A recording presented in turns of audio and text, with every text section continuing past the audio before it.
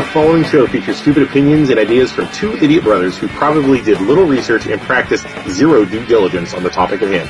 The developers' opinions do not reflect the views of their employer, guests, sponsors, families, neighbors, or pets. If you do not like what they are saying and don't agree with their views or opinions, don't watch the show.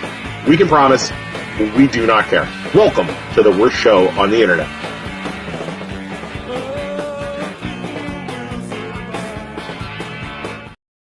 Good morning, everyone. Hold on, I hit our followers with a follow and make everybody wake up. There we go. Morning, everyone. It's Luke. Isaac actually has to do our real job today for a little bit this morning, so it's just going to be me. We are talking to Maggie Henderson, who's the communications director of the Mahoning County Public Library, which, don't tell her I have a, like Jeremy from Youngstown Pizza Reviews, I have a library book due from like 1985, and he has one from 1990, and we don't want her to collect. So that was kind of one of the things. So, all right, let's bring her on, and let's see here. Go. Hi, Maggie. Hey, Luke. How are you? So right out of the gate, first question. If I have a book in my house from 1985, are you going to collect? That's a good question. We don't collect fines anymore. Oh, you don't? We don't. No, we changed that policy about 2 years ago. Okay. The amount of fees that we would collect is nothing. I mean, it was really? nothing compared to the goodwill that we can put back into the community. You Awesome. know, but 1983, Yeah. that book probably. I guess it depends on the book. If it's still in print, I'm not sure. It's a choose your. I don't know how old you are. I don't want to date myself, but it's a I'm choose 85, your. so. It's a choose your adventure book where you like flip the pages. It's kind of like a video game in a book where you go back and forth. That's what it was. So. Oh, okay. Yeah. That sounds kind of fun. Yeah. Oh yeah. Those are the good old days before video games. So, all right. Well, tell us about yourself a little bit. Where are you from? How long have you been with the library? Sure. So I'm originally from Western Pennsylvania. I'm from Mercer County. That's where I grew up. Spent some time over here during college, and then bounced around a bit between Columbus, DC, Pittsburgh, and then my husband and I moved back to the area in 2021. So I've been at the library just a little over 2 years now. And you're the communications director? Yeah. Okay, cool. I didn't know if I was saying that right. Yeah, no, that's okay. Beautiful. So communications director, public library. And obviously you, I don't want to tell your job, but you communicate to the public. Very good. Yes, more or less. Yeah. So my job's actually not just communications. I also handle our government relations as well as our strategic planning process. So kind of those three buckets. And then we have a separate marketing department as well. So there's a lot of people in the library who handle communications, but in terms of press and that sort of thing, it would be me. And it's just Mahoning County, right? Correct. Yep. So, and how many libraries are in Mahoning County? 14. Is it really? Wow. Okay, yeah, cool. 14. So there's 14. So you guys are in charge of 14 yep. Things. And then how, this is always the stuff I love to get into. It's like, Sure. How is the library managed? Because that's something like, you don't like nobody's familiar with. It's like there's a library down the road. Nobody knows, but there's like boards and everything, right? Yeah, so I think it might be helpful if I kind of give you an overall structure of the library in general. Yeah. Okay. Yeah. So we have about 200 employees. That's all across the county at 14 branches. Our headquarters, if you will, is our main branch, which is in downtown Youngstown, right in the Smoky Hollow neighborhood. That's where I am right now. But we have the bulk of our employees are our staff. Those are our librarians, our clerks, our maintenance team. Those are the people you see in the branches every day that are helping you with questions and checking out Right. books and doing programs. There are actually two different bargaining units. So we are a unionized employer. Those employees are represented by SEIU. So those are the bulk of our employees. We have a small administrative team. That's the team that I'm part of. It's about roughly 30 people or so. And those are the folks who handle the different professional areas of running a library. So communications, finance, HR. We also have public service and programming who oversee the bulk of the work that takes place in the branches. And then at the top of that is our director and CEO. There's also a leadership team, and it's made up of different folks across the administrative team that handle different issue areas like finance and HR, et cetera. And then you're right, we do have a board. It's made up of about 17 members from the community. It's a self-appointed board, or excuse me, a self-governed board, meaning that we're not government run. We're not run by the county. We're not run by any municipality or township or city or anything like that. And that dates back to 1880 when we were incorporated. So yeah, we've been around a really long time. Yeah. But so our board is made up of different members throughout the community, and they vary from, retired teacher, retired postal service workers to folks who are still working, for electric companies, for YSU, and it goes on and down the line. So we do try to have board members who represent every community that we have a library branch in. And, they are the folks who help us to make the decisions that help make the library run. But at the same time, they're not making the day-to-day decisions for the library. Right. Whether I put out a press release or come on your show, I'm not running that by the board. Those decisions we handle in-house. Okay. So the board basically, what does the board do exactly then? So I guess they're not doing day-to-day, like big decisions? Correct. So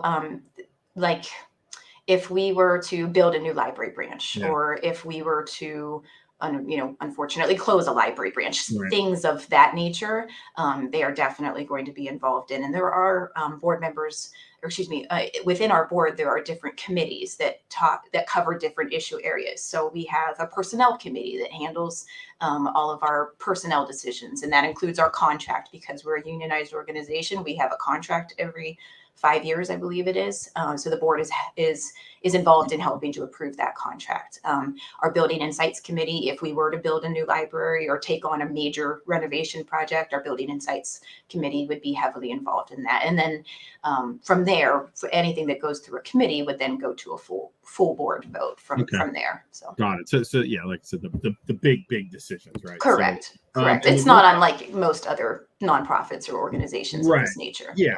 And is the library, is it a government or is it a nonprofit? It's government, right? It wouldn't be. No, we're a nonprofit. Oh, really? So it's a nonprofit. Yeah. So we're kind of unique in being a public library, but we are a nonprofit, which just means that we are not run by the county or the city. So most libraries in Ohio are public libraries in the sense that they are governed by the city or county or municipality that they are in. But when we started in 1880, it was the downtown branch. It was the Wood Street branch, and then Maine came about in like 1910 or so. And the way that the system started setting up was we had a number of branches throughout downtown Youngstown. And then to become a county library, Poland was one of the first ones that was built in the early 1920s, 30s, something along those nature, somewhere along in that time frame. And I think in the 1920s is where the levy came into play, but it was just for the downtown Youngstown libraries. So public funding has always been a part of how we are funded, but we are run by this board of volunteers. Yeah, that's actually what I was going to ask next. So how is it? Like you said, you're not collecting fees anymore, so it's not paid by late library books, right? So how is it funded? So we receive about 50% of our funding from what's called the Public Library Fund, and Okay. that's from the governor's budget. So every 2 years, the governor has a budget. The Public Library Fund is part of that, and that generates the funds from that fund are generated by the General Revenue Fund. So we receive about 50% of our funding from that, and actually the governor and our lawmakers here across the state of Ohio just put into place 1.7%, which means that we're at 1.7% funding for the PLF for the next for perpetuity at this point, which is great because up until this past biennium, the public libraries were the levels fluctuated a bit, which wasn't so great in terms of financial stability and knowing Right. what kind of funding we were going to be getting from the state. So we're really grateful that our lawmakers across the state and the governor himself too were fastidious and thinking long-term about the future of public libraries and Right. put that funding into permanent law for us. Then the other 50% of our funding is from the property tax levy that we ask the community for every 5 years. Okay, right. Yeah, I think I voted on that a couple of years ago. So the property taxes too. Okay, so it's basically it's basically all from taxes then, basically, because you're getting it from the government. I mean, the governor's funds is taxes, right? Yep, So exactly. Okay, that makes sense. And then okay, so then I mean I gotta get into it a little bit, right? Sure. Heather, I just called you Heather, Maggie.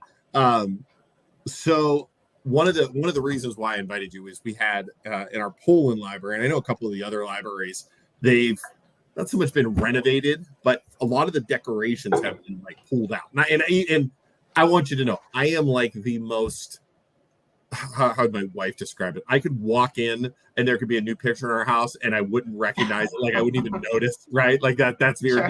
Even like a new piece of furniture, and I'd walk by 30 times before I was like, when did we get that? Just like 3 months ago.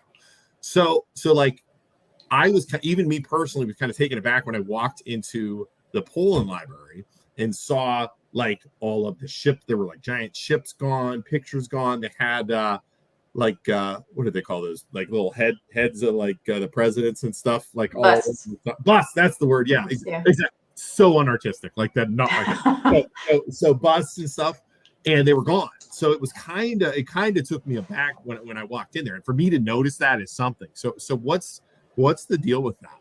Sure. So the Poland library was built in roughly finished in 2001. So 22 years of the same decor. So the library knew it was time to replace the carpeting. 22 years of the same carpet is a really long time, especially for a high trafficked area. So as part of the design process, we work really hard to adhere to modern library standards. And that includes clean, open spaces and lowered shelves. If you remember, like going back to a library when you were a kid, you might see really tall shelves like going way up above your head and like ladders and that sort of thing. The little ladder thing. Right.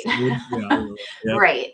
So we want to be able to have a clear line of sight across libraries now, not just for safety reasons, but also because libraries are much more communal spaces. People want places that they can talk to their neighbors across the stacks, and we call stacks bookshelves, or is what the technical term in the library world for bookshelves are stacks. But we want to be able to see across the plane. We want a clear plane of sight. And also, not having those clear stacks and anything on top of those stacks helps for patrons to be able to see where they're going, what they're looking for without additional signage. But earlier this year, a team of library administrative employees, 3 of whom actually live in Poland, staff from the Poland library, we met with our architects for this project, Boswick Design Partnership, to go over plans for the refresh. And the refresh was painting the second floor of the library. And the second floor is the main floor of the library where all of our books are. Yep. Correct. Replacing the outdated carpet. And again, that hadn't been done for 22 years. Removing the busts, the boats, and some of the paintings, all of which had been on display for 22 years. We also were going to install some acoustic panels near the children's area because it's such a large open building. The sound carries whenever the kids are in there, which is great. Kids are allowed to make noise. That's what they do. But sometimes it does get loud. I have 3 boys under 12. Yes. Yes. And then we replaced some flooring upstairs in our 3rd floor area, which is not for the public. It's our staff area, but the flooring needed to be replaced up there. So we had to hire an architect for this because of the size of the project. It was 10,000 square feet. which is we have a wonderful maintenance team. They can do amazing things, including some wonderful craftsmanship. If you see the tiger maple tables back by the children's area, our maintenance team built those. But it was too big of a project for them to take on by themselves. So we made these careful decisions with this team of different folks from across the library. And we did it with the building in mind, but also with our budget in mind. We are completely taxpayer funded, and we do have to adhere to a budget. So we were making decisions that reflect a new and modern look for the library, as well as the fact that we are trying to be good stewards of taxpayer funding. So the artwork in question, the busts were donated by Mr. Bob Mastriana, who was the original architect to the building. And in accordance with our policy regarding items that were donated before 2003, we do have a board policy that was added sometime after 2003 regarding donated items. But in accordance to our policy regarding that time frame, we offered them back to him as he was the original donor. So to my knowledge, I don't think he ever acknowledged the offer, or he did not want them back. The model boats were also donated by an individual who has since passed away since the donation. The family did not respond to our offer about giving the boats back to them. The boats were also not in great shape. They'd been on display for 22 years, but we did offer them back to the family. And to my knowledge, they did not want them back. And then a lot of the paintings actually were done by an artist who loaned them to us. She wanted them back. So not just in Poland, but in Austintown as well. So she had asked for those back when we told her that we were going to be renovating the building and doing some changes to the building. She wanted them back for her own personal collection. So she asked for a lot of those paintings back. The rest of the paintings, we paid for them and are keeping them in our collection, even though they're not currently on display. And then there are still some paintings that are displayed downstairs in our first floor. And our first floor, we have a cafe coming. It's a vegan cafe called Village Pharmacy. She does vegan muffins once a month. They're there once a week right now or something like that, right? So she's working on hiring staff at the moment. She had to do some renovations to the space because it had been a while since someone had been in there. So she was renovating it to her liking. And then right now, for probably the last year or 10 months or so, she's been doing a vegan market once a month and inviting other vendors to come in.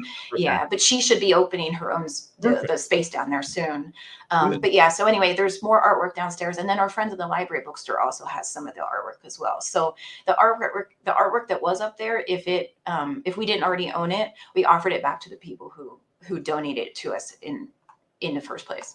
And if I guess the question would be, so if somebody or people are unhappy with this, right? Like as taxpayers, they're gonna be like, oh, we're helping pay for this. Like, can somebody go to a meeting if they're unhappy with something? Like, is there a way for us as citizens, taxpayers, to voice our opinion, to talk to people, to get answers through the library? Sure. So, I mean, we have a variety of ways to give feedback. I mean, first and foremost, you can talk to staff at any library that you walk into. They may or may not have the answers because some of these things are a little more, they may not be aware of them, to be honest with you. And they're kind of focused on their job at hand. But of course, you can always talk to a staff member. And if they don't know the answer, they can perhaps refer you to somebody who might be able to help you. We have a contact us form on our website, and that will go to various different people dependent upon the issue that folks have questions about.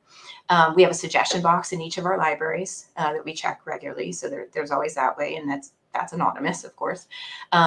We're also in the middle of strategic planning, or actually we're kind of coming to the end of strategic planning, I should say. We've had a public survey out for since July 22nd. So just about a little over 2 months now.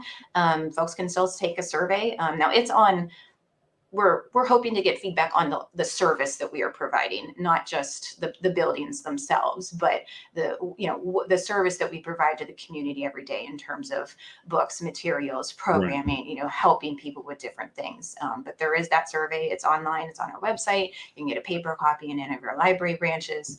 We've had over 800 responses at this point. And I'll be honest, not one has been about the decor in the Poland Library. There were a number of questions when the library was still under the renovation and we were operating the Library Express in the first floor.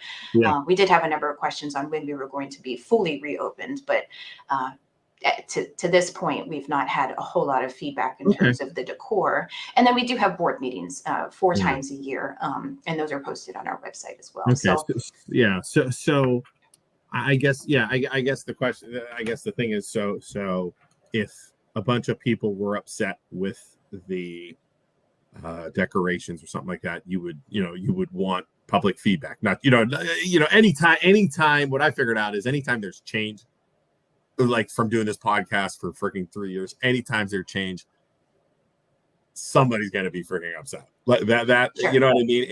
And it's got to be what would the word be? It's got to be like a whole bunch of people, you know what I mean?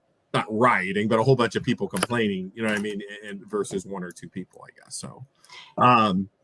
So again, if you're watching at home and you're unhappy, I mean, go fill out the surveys, call the library, talk to people, and get the word out that you're unhappy. Because I know, like I said, I know there were a bunch of people that, well, there were some people that were upset. Say a bunch, but then we posted it on our group, and there were a bunch of people like, kind of chiming in like they didn't even know what happened. But then also people were like, I noticed, it's not good. So I guess if you're unhappy, you gotta freaking speak up, because the only way they're gonna know, right? Let me see here. I had a little list. Like I said, I go real weird when I don't have Isaac. It's kind of like I'm used to the 2 of us doing it. Sure. And then what kind of children's programs do you guys have? Like I remember going with I want to say he was in kindergarten. My oldest one, who's 12 now, in kindergarten, we used to walk. I think I walked over with the class to the Poland Library. Do you guys still have a lot of kids programs? Yeah, absolutely. I think that's probably one of our most popular programs in Poland and across our system, of course, too. We do different story times for different age groups, from babies up until preschoolers. You can find all the information on that on our website. We also have what we call our happenings. So it includes all of our programs across our system. You can pick up a copy of that in a branch or on our website, or pay attention to social media as well. But yeah, we have multiple story times across the board, not just in Poland, but in other communities as well. And like I said, they're probably our most popular children's programs. But then in terms of like kids that are in kindergarten and up, maybe a little bit older for story time, we do have a program that's really cool. It's called before kindergarten. We have 1,000 books before kindergarten. That's a program that we do to encourage children and their families to read 1,000 books before they go to kindergarten, because early literacy means setting children up for success in terms of going to school and early literacy. Just 15 minutes a day, I mean, that's all it takes, and that's like 3 books. I have a toddler. She reads 3 books every night. That's about 15 minutes. And it sounds like a lot of books, and it is a lot of books, but you can hit 1,000 books before kindergarten pretty quickly. So my oldest, the 12-year-old. So we have, like I said, we have 3 boys, right? The oldest one, we would read books to all the time before bed. He started reading books, right, before bed. And to this day, like he's 13 now, almost 13. Because I know for a fact, like we did what you said. Yeah. He reads books before he goes to bed. It's amazing, right? Yeah. Now the youngest one, we totally failed. like it is like, dude, go to bed. Here's a book. Read your book. Like it's terrible. So it's like a science experiment. It's so true. If you give a kid a book, they're going to read it when they're little, and they get used to it. It's 100. I can back that up personally. Yeah, and I mean, that's the beauty of being in a public library system too, is that we have not just a lot of books for kids to pick from, but we have experts who can help you determine what books your kids are into or what they need to keep up with. We have a wonderful service called Book a Librarian. You can call us up and actually get in a one-on-one appointment with one of our librarians for an hour. And you can talk to them about, if your kids are having trouble reading, or they're really into kind of an obscure topic, what books can they read? We've had homeschool moms call in and book a librarian, because homeschool moms get a very long list of books that they have to get. And, some of them we may have in stock, we may have to get from other libraries, that sort of thing. But you can, talk to a librarian one-on-one about what your kids are into.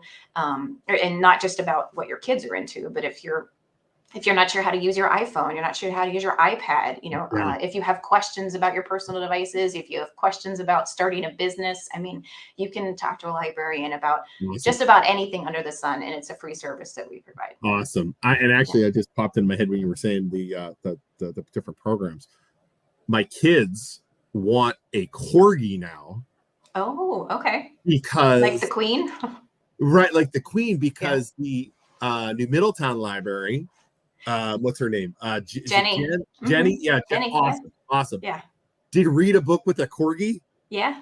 And I forget the corgi's name, but it's a lady brought in a corgi. The kids sit down. The corgi walks over, sits next to the kids, and my 5-year-old's reading a book to a corgi. Yeah. And it was amazing. And then we walk out, and they're like, "Yeah, we want a corgi." They a freaking corgi, and they're like, "No, we need he's the cutest thing I've ever." Yeah, there it is. Jen's watching. There, thanks, Jen. Rise. Reese. Oh, was it Reese? Okay. Reese, Thanks, Jenny. Yeah, Reese the corgi. Yeah. I'm telling you, it's the cutest freaking thing. If you guys are looking for it, watch the New Middletown thing and go read a book with a corgi. The corgi, like I said, the corgi literally walked over, sat next to my kid, and was like reading a book with them. I'm like, this is crazy.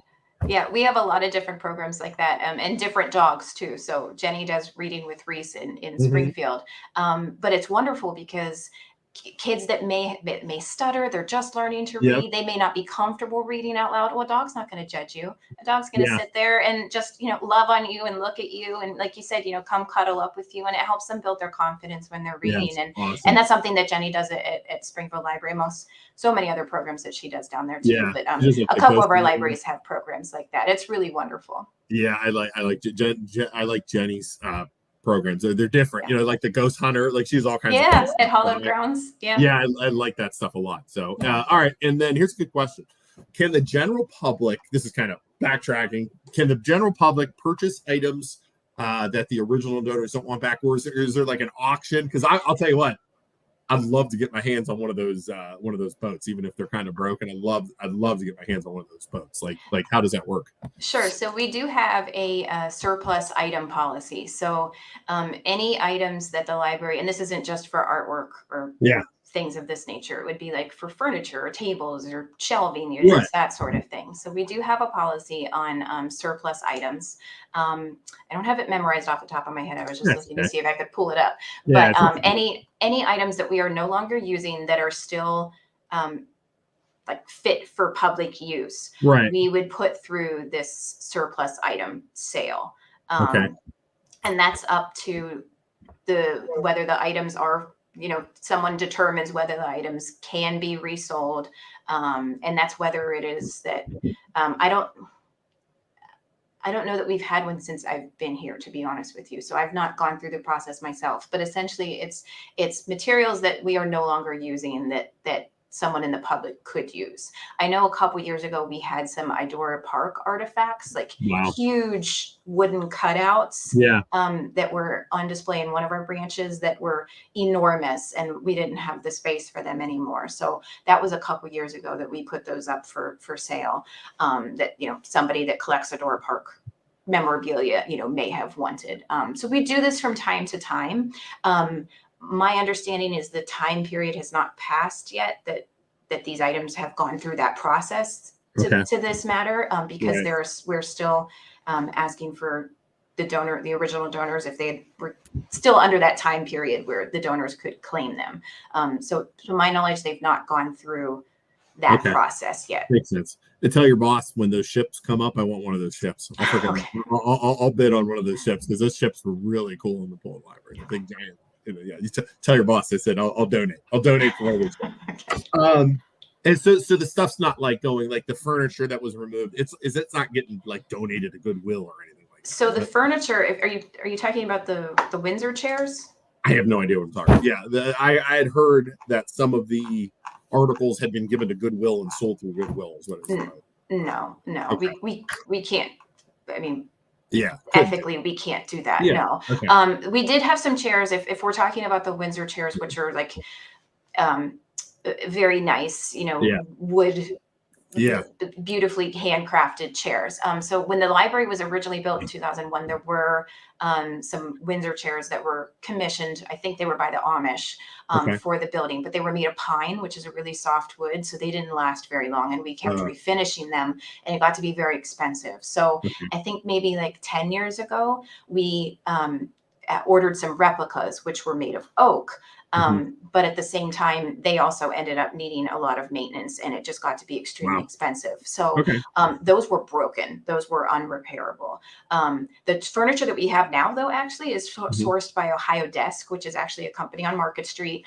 Yeah. It's a local company, and the woman that we work with is actually a Poland resident. So she Yeah. knows the community well and helped us pick out the furniture that is not just comfortable, but also can last for a lot longer than some of the furniture that we've had previously. That's a good point, because when you think about, like, okay, you get like the pine, like it's really nice, but it's not going to have the durability. That makes sense. You don't even really think of that, and then you're fixing it up, costing more money than the actual chair. Yeah, and it's different.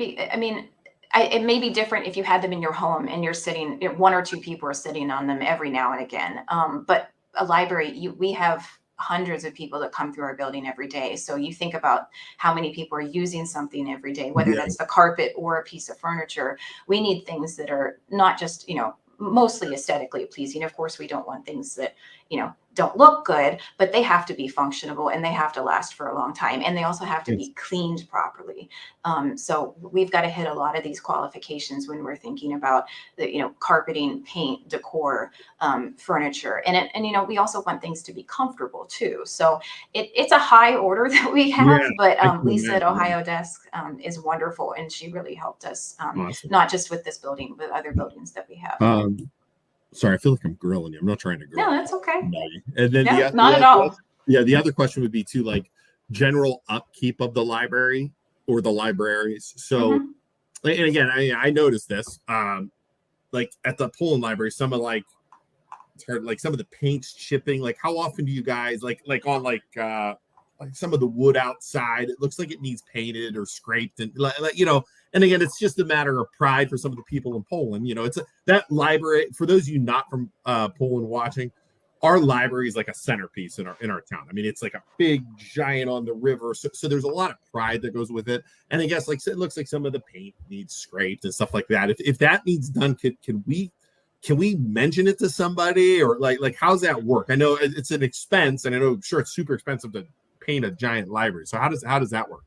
So we're a maintenance team and a maintenance chief who is they are the ones who are responsible not just for the day-to-day upkeep of the library, but also the long-term. They're part of the people who are part of the team who are responsible for determining, okay, we need to do this at this library. We need to do this at this library. How do we plan for that? How do we budget for that? How do we make sure we have the resources for that? Not just manpower, but also the financial piece of that. So in terms of like what needs to be done, I'm not aware of any painting projects that are taking place at the library other than what we already did on the inside. But we do have teams that are out at our library branches on a regular basis, if not daily basis, that are doing the landscaping, pressure washing, the upkeep that needs to be taken at all those places. But again, if somebody from the community sees something that they think needs addressed, the various ways that I mentioned previously to talk to people. We have a variety of feedback mecanisms. And again, I don't notice this stuff, but again, I went in and kind of looked around, and when somebody had mentioned it, and there are spots. I mean, honestly, but again, it's like any building. I get it, but there are spots that could definitely use some paint, some stuff. But again, I get it. So, awesome. See here, what else do I have? What programs do you have coming up? Anything fun coming up? Well, we always have programs coming up. I can take a look for you right now. We did just have a really cool military genealogy program. I think that was this past week at Poland. Genealogy? Yeah, so we have a genealogy program, or excuse me, a genealogy department, and our genealogy librarian, who is based here in Maine,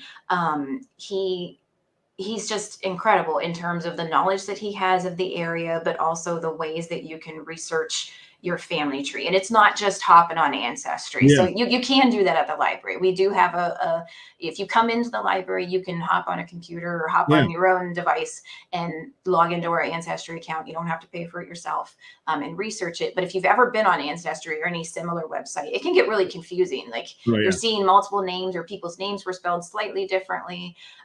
So we have somebody dedicated who can help you do just about anything that you want with a family tree. And not only that, but we've got all the Vindicator files dating back to when the Vindicator first started. There was another, the name is escaping me, but there was another local Mahoning County paper that was when it first originally began, that we have all the files from that, as well as we have partnerships with surrounding counties too. So if you've got family from Western PA or, up towards Cleveland, we've got files and documents that can help you do that. But all this to say, his name is Tim Seaman. He's our genealogy librarian, or specialist, excuse me.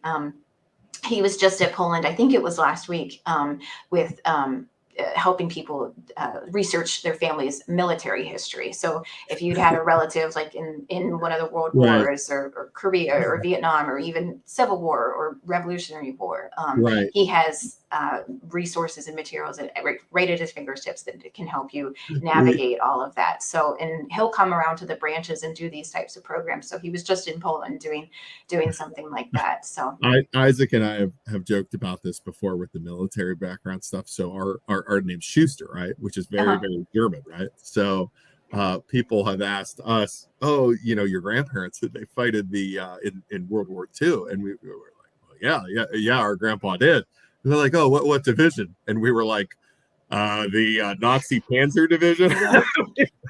I mean, they were. You didn't have a choice. Yeah, right. Exactly.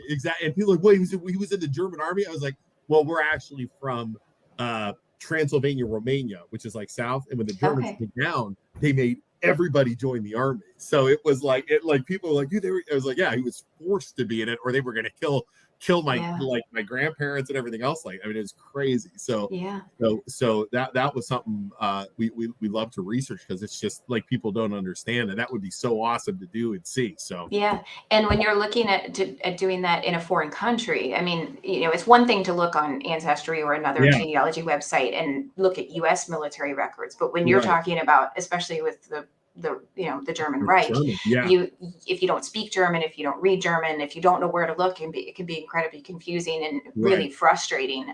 And then also a lot of those records, you have to go to that country or have access to know where to look in that municipality, in Bayern or wherever it may be. But Tim can help you with that. So all right, well, maybe we got to talk to Tim. I think that would be I don't know if we can get Tim on. That would be a cool conversation to see what he does. And just because, like I said, I think with the United States being such a melting pot, I mean, it's crazy. We're German. I know my grandfather was in the German army, came across. Our dad was like one when he came across, fleeing the war with my grandma, and then my grandpa came later, or maybe my grandpa came first. And then the Italian side, our great grandma, we have the paperwork from when she came across and was in Ellis Island by the Statue of Liberty. Like we have the paper. Yeah. So it's like super cool. And there's so many families in our area because it's such a melting pot. I'd love to have Tim on and talk to him about that stuff. Yeah, he loves talking about this kind of stuff. I mean, this is his bread and butter and what he loves to do, and he loves helping people connect those dots and figure all of that out. I'll reach out to you after, see if we can get him on. I think I know Isaac would like that one too. So all right. Well, I don't want to keep you all day. I know you got to work. So quick summary to reset the pins, as we call it. If anybody has a problem, they can go to the library, fill out a survey, reach out to the people at the library. There's different access points online. I assume there's ways to contact people if you have an issue with what's going on in the library. We also went over, the furniture is not being sold at Goodwill. The artwork is giving back to the original stuff. If not, there could be a possible auction or a sale in the future, right? God, I want to get one of the ships. I want to get one of the ships, Maggie. I don't know what I got to do. I want one of the ships. If the original donors don't want them back, that's right. perhaps in the future. I want on the list. I'll put that thing right in our studio. That'd be amazing. Yeah. And then there's also, can they find out what's going on at the library online, or how does that work? So in terms of programming, we have, programming, that kind of stuff. So you can check out our website. We have programs in all 14 of our branches, not just in Poland, but you can find that on our website. We also print a monthly newsletter that you can find on our website or in print in our branches. It's called Happenings, and that breaks it down, via age group, and then locations are listed on there as well too. I mean, I wish I had one on my desk. I normally do, but it's like 4 pages. So Okay. we've got programs, just about for any age group, for any interest at all of our libraries. Awesome. You can check out our social media pages. We've got Facebook, Instagram, Twitter, and TikTok, and LinkedIn and YouTube.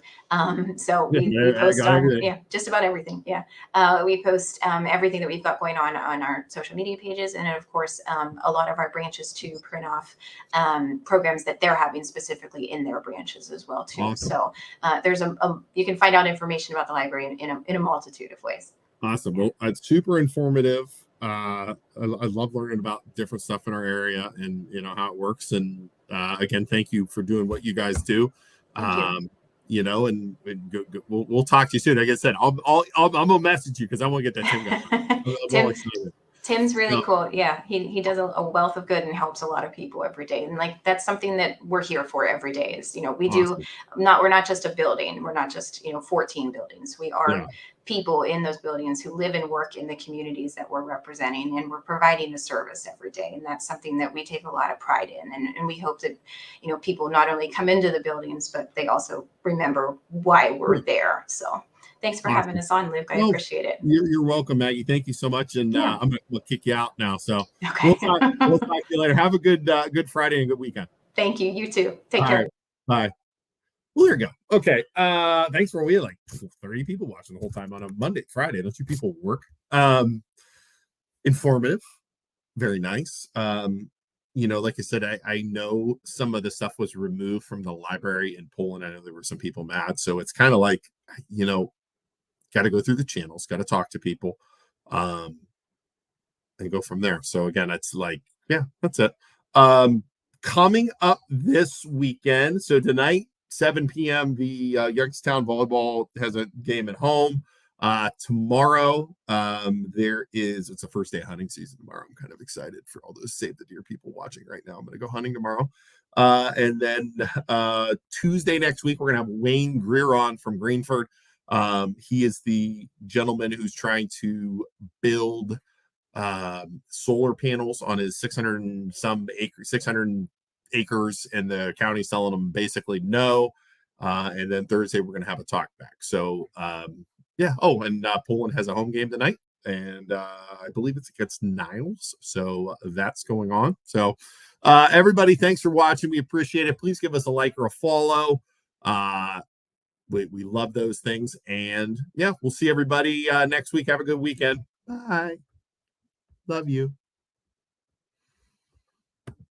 I gotta put the music on. I need some more coffee too. I'm tired. And thanks to our sponsors.